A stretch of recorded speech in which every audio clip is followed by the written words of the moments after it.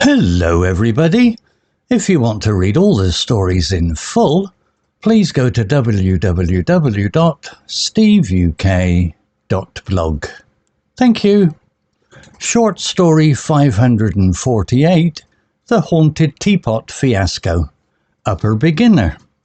I'm Lucy and I live in a tiny flat in London. I'm not brave, but I love old things. Last weekend I went to a busy market in Camden and found a shiny silver teapot. It was only £5, a real bargain.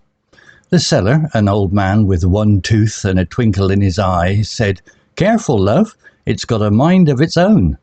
I laughed. A teapot with a mind? What nonsense! Back home I placed the teapot on my small kitchen table. It looked fancy, like it belonged in a castle, not my messy flat. I decided to make tea for my friend Emma, who was coming over. I filled the teapot with water, added tea leaves, and put it on the stove. Simple, right? Oh, how wrong I was.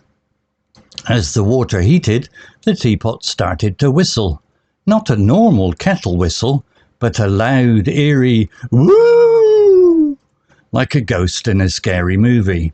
I jumped, knocking over a jar of sugar. It spilled all over the floor, making a crunchy mess. "Calm down, Lucy," I told myself.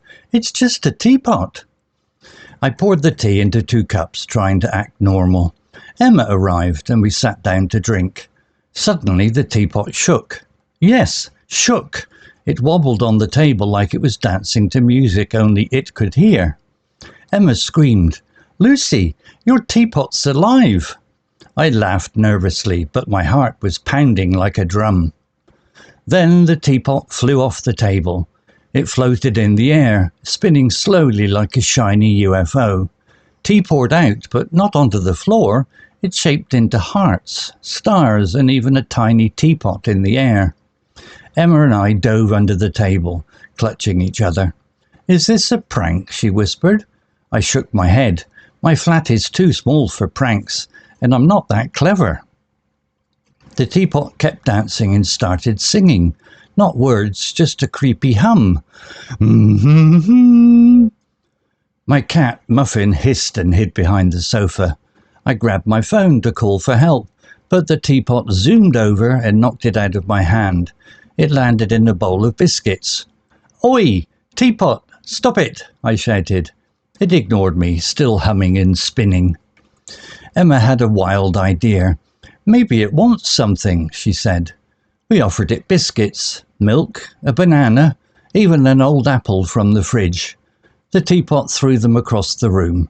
Biscuits hit the wall, milk splashed the sofa, the banana landed in my shoe, and the apple rolled under the fridge.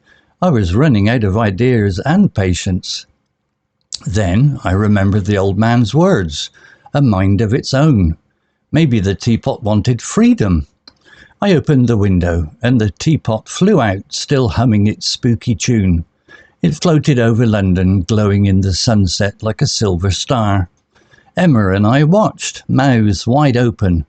"Well," she said, "that's the last time I drink tea at your place." We burst out laughing, but I was shaking like a leaf. Now I use a boring plastic kettle.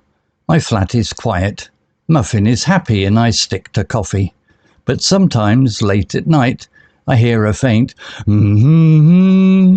outside. I don't look, I just close my curtains and sip my coffee, hoping the teapot is happy, wherever it is. Vocabulary notes.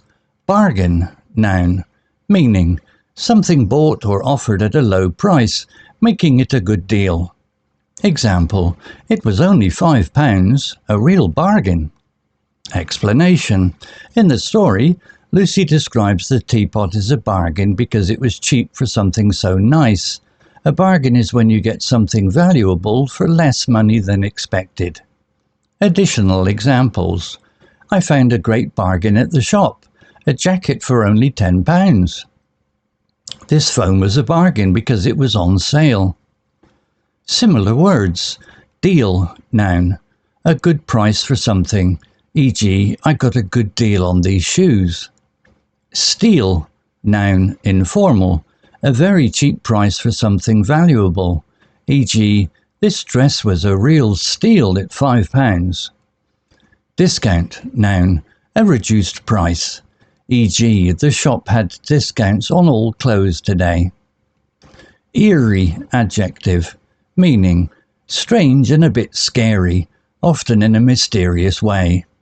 Example, not a normal kettle whistle, but a loud, eerie woo, like a ghost in a scary movie. Explanation, the teapot's whistle is described as eerie because it sounds unusual and frightening, like something from a ghost story. This word is used to describe things that make you feel uneasy. Additional examples. The old house was eerie at night, with strange noises everywhere. The fog made the forest look eerie and creepy. Similar words. Spooky, adjective, scary in a ghostly or mysterious way, e.g., the spooky shadow moved across the wall. Creepy, adjective, causing fear or discomfort, e.g., that creepy old doll gives me chills. Weird, adjective, strange or unusual, e.g., the weird sound came from the attic. Wobble, verb, meaning to move or shake from side to side in an unsteady way.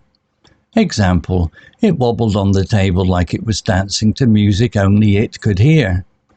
Explanation, the teapot wobbles because it moves unsteadily, as if it's alive.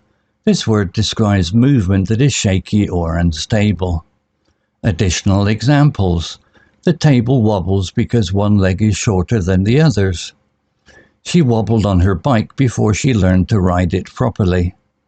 Similar words.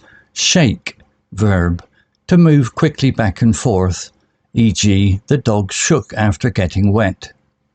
Tremble, verb, to shake slightly, often from fear or cold, e.g., he trembled when he saw the big spider. Sway, verb, to move gently from side to side, e.g., the trees swayed in the wind. Spooky, adjective, meaning scary or ghostly, often in a way that feels mysterious or fun. Example, it floated over London, still humming its spooky tune. Explanation, the teapot's humming is called spooky because it sounds strange and a bit frightening, like something from a ghost story. This word is often used for things that are creepy but not too terrifying. Additional examples. We told spooky stories around the campfire at night. The spooky music in the film made me nervous. Similar words. Eerie, adjective, strange and slightly scary, e.g., the eerie silence in the house was unsettling. Creepy, adjective, causing unease or fear, e.g., the creepy old painting seemed to watch me. Haunted, adjective, related to ghosts or supernatural things, e.g., they say the old castle is haunted. Clutch, verb, meaning to hold something or someone tightly, often because of fear or to keep them close. Example, Emma and I dove under the table, clutching each other. Explanation, Lucy and Emma clutch each other because they are scared of the teapot and want to feel safe. This word shows a tight, desperate grip. Additional examples, she clutched her bag tightly in the crowded market. The child clutched his mother's hand when the thunder started. Similar words. Grab, verb, to take something quickly, e.g., he grabbed my arm to stop me from falling. Hold, verb, to keep something in your hands, e.g., she held the baby tightly. Grip, verb, to hold something firmly, e.g., he gripped the rope to climb the wall. Hiss, verb, meaning to make a sharp sound like S, often used for cats or snakes when they are angry or scared. Example, my cat, Muffin, hissed and hid behind the sofa. Explanation, Muffin hisses because she's scared or angry about the teapot's strange behaviour. This word describes a sound animals make to show fear or aggression. Additional examples. The snake hissed when I got too close. My cat hisses at strangers who try to pet her. Similar words. Growl, verb, a low, angry sound, often by dogs. E.g., the dog growled at the postman. Snarl, verb, an angry sound with teeth shown, often by animals. E.g., the wolf snarled at the hunter. Whine, verb, a high complaining sound. E.g., the puppy whined when it was hungry. Story written by Grok 3 AI. Image created by Grok 3 AI. To read all the stories in full, please go to www.steveuk.blog. Thank you.